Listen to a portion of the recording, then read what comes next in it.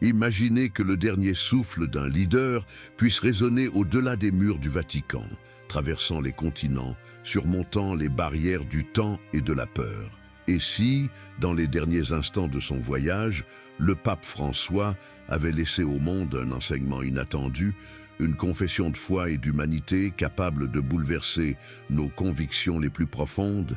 Il y a quelque chose de mystérieux et de profond lorsque la vie d'un homme si simple dans son essence et si grandiose dans son rayonnement devient le théâtre d'un drame spirituel qui transcende les frontières. Jorge Mario Bergoglio, le garçon qui a grandi dans les rues modestes de Buenos Aires, ne s'est pas contenté de devenir pape. Il est devenu le miroir des doutes, des espoirs et des luttes d'une génération entière. Le monde l'a vu sourire, saluer et bénir les foules du haut du balcon central, mais peu ont pu percevoir le poids invisible qu'il portait dans son cœur, celui de la vérité, du temps et de la foi, mis à l'épreuve tout au long de sa vie.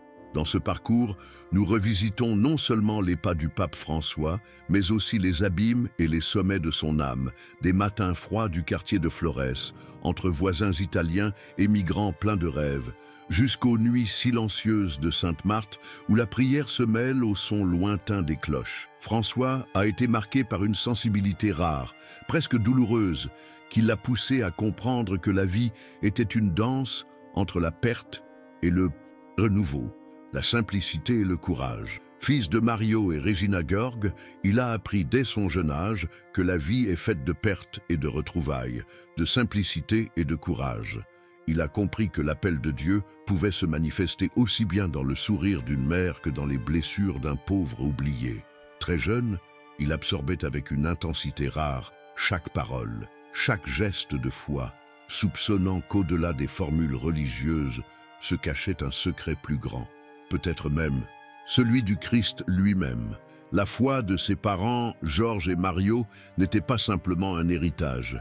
Elle était une inquiétude, une quête ardente, un désir de comprendre. Très tôt, ses professeurs ont remarqué quelque chose d'unique chez ce jeune élève introspectif. Un désir presque irrépressible de dépasser les réponses toutes faites. Tandis que d'autres rêvaient d'un avenir prometteur, Georg levait les yeux vers le ciel et se demandait si Dieu entendait véritablement les prières des plus petits. Ces questions ne l'éloignaient pas. Au contraire, elles devenaient un pont vers le mystère. Lorsqu'il était adolescent, il dut faire face à une grave infection pulmonaire et goûter à la fragilité de la vie. Cette souffrance se transforma en un terreau fertile pour une décision radicale, se consacrer entièrement à sa vocation. Ces jours d'incertitude marquèrent le début d'un chemin sans retour, où foi et doute marcheraient côte à côte, comme les deux faces d'une même pièce. L'appel au sacerdoce n'est pas venu comme un coup de tonnerre, mais comme une brise douce et persistante, sculptant lentement son destin.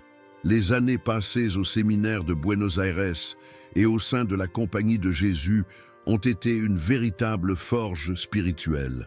Entre les livres et les œuvres pastorales, Georg a appris que le véritable pouvoir ne réside pas dans les titres, mais dans le service, l'écoute, l'humilité face à l'autre. François serait dès lors celui qui préfère la périphérie au centre, l'étreinte au discours, l'écoute au jugement. Sa vie fut marquée par des renoncements discrets.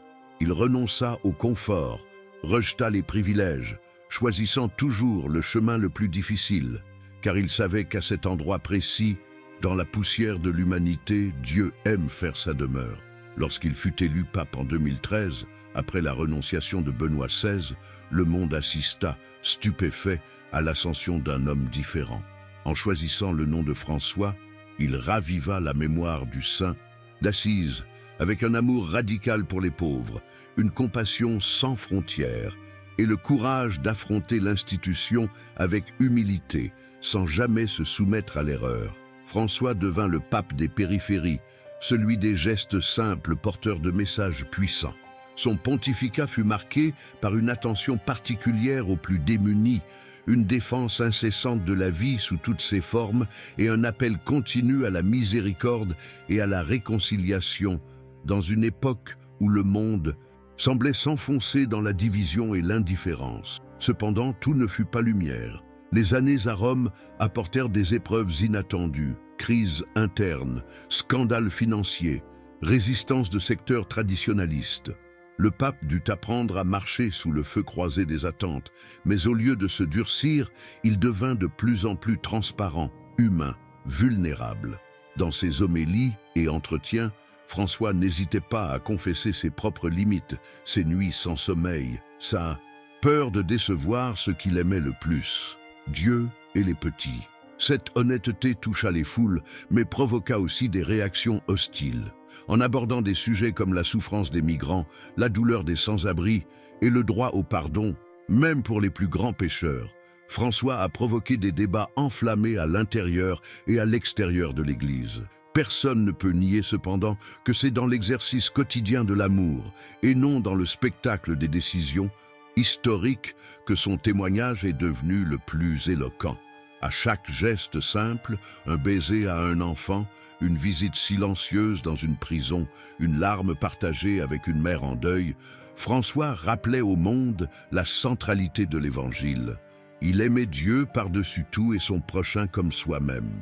Pour lui, Jésus n'était pas un personnage lointain, mais un ami proche, un compagnon de route capable de pleurer et de sourire à nos côtés.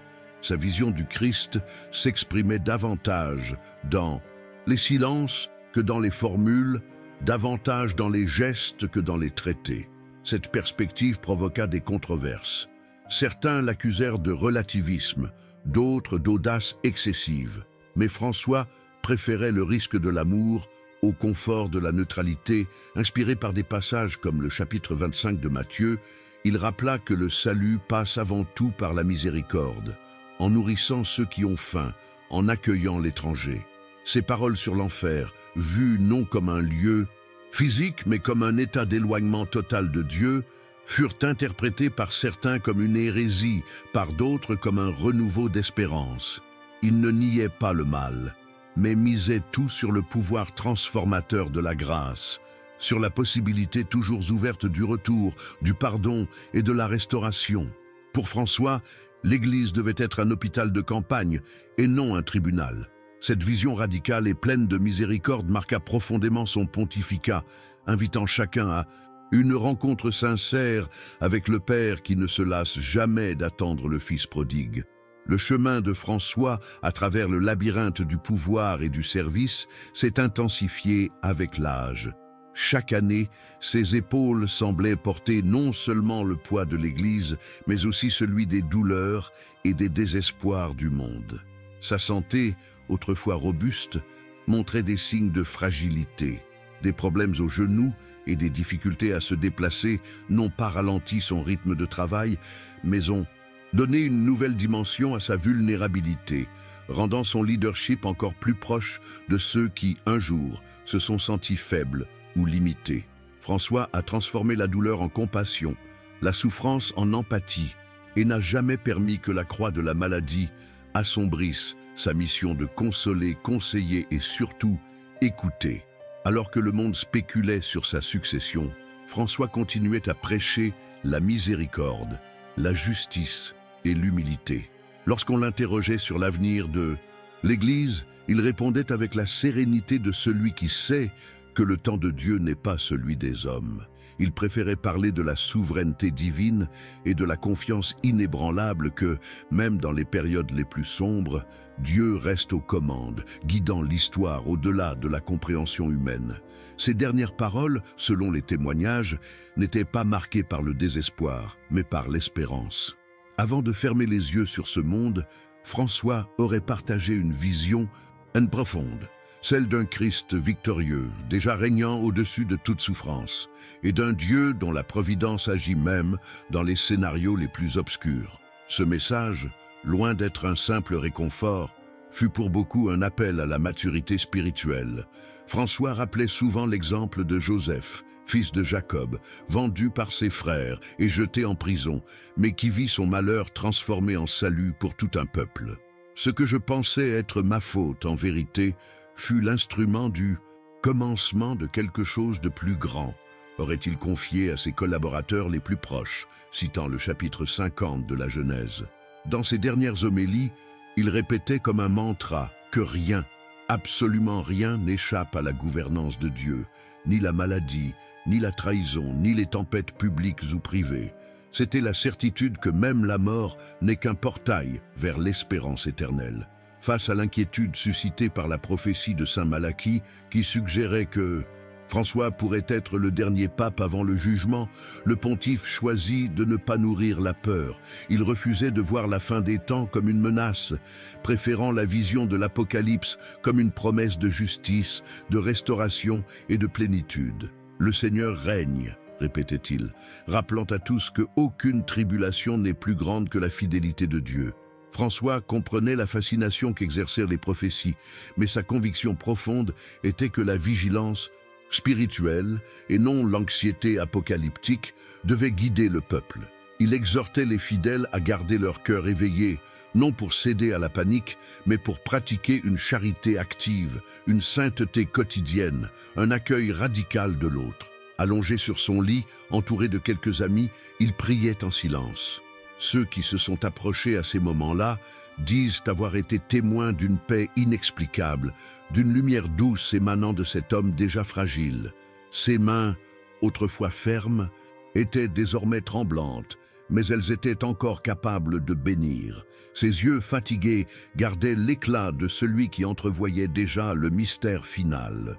Pour lui, Jésus n'était pas un personnage lointain, mais un ami constant, un Seigneur présent dans le pain partagé, dans la larme essuyée, dans la parole adressée aux démunis. « Le Christ ne m'abandonne pas dans la vallée obscure », murmurait-il.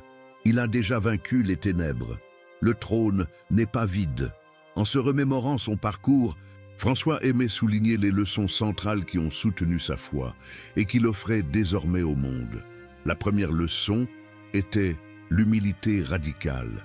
Nul n'est grand devant Dieu, enseignait-il. Nous sommes tous des enfants, tous dans le besoin de la grâce. La deuxième leçon était la confiance totale en la providence divine, même face à l'inexplicable et à la souffrance sans réponse. François conservait la conviction que tout concourt au bien de ceux qui aiment Dieu, non pas comme une formule, accreuse, mais comme un roc sous ses pieds.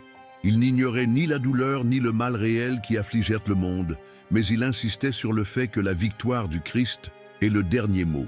La troisième leçon qu'il partageait était le pouvoir rédempteur du pardon. François a pardonné à ceux qui l'ont attaqué, à ceux qui l'ont incompris, à ceux qui ont tenté de bloquer les réformes qu'il jugeait nécessaires pour ramener l'Église à son essence évangélique. La miséricorde est le plus beau visage de Dieu, disait-il. Il a défendu avec ferveur les petits, les oubliés, les pécheurs publics, invitant chacun à une rencontre sincère avec le Père qui ne se lasse jamais d'attendre le Fils prodigue. L'Évangile n'est pas une condamnation, répétait-il, mais l'annonce d'une espérance qui ne déçoit pas. Non moins importante était sa vision de la nature de Dieu, transcendant, saint, insaisissable dans son essence, mais aussi profondément intime, désireux d'amitié et de proximité. François méditait sur l'impossibilité d'embrasser Dieu par l'esprit, mais aussi sur la certitude de pouvoir le connaître par un cœur humble. Il citait Isaïe, rappelant que les voies du Seigneur sont plus hautes que les nôtres, tout en soulignant que Jésus est venu pour que nul ne marche plus seul.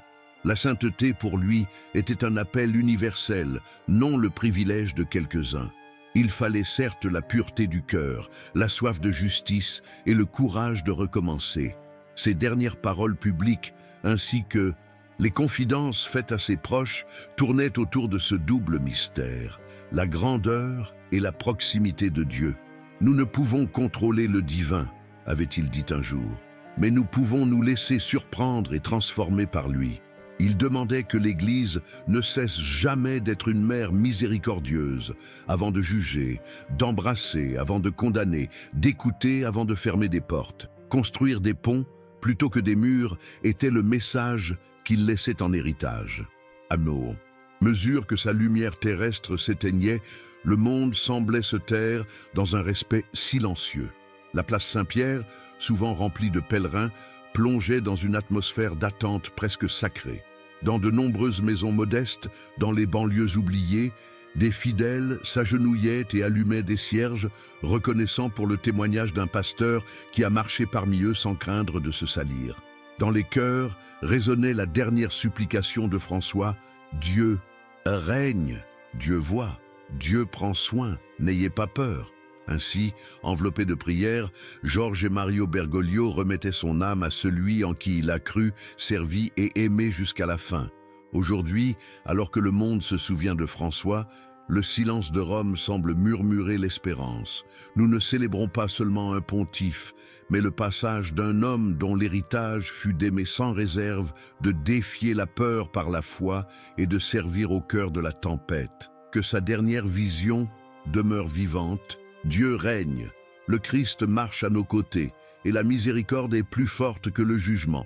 Si cet hommage a touché votre cœur, partagez votre prière, laissez votre témoignage, inscrivez-vous à notre chaîne et marchez avec nous sous la lumière de l'espérance qui ne s'éteint jamais.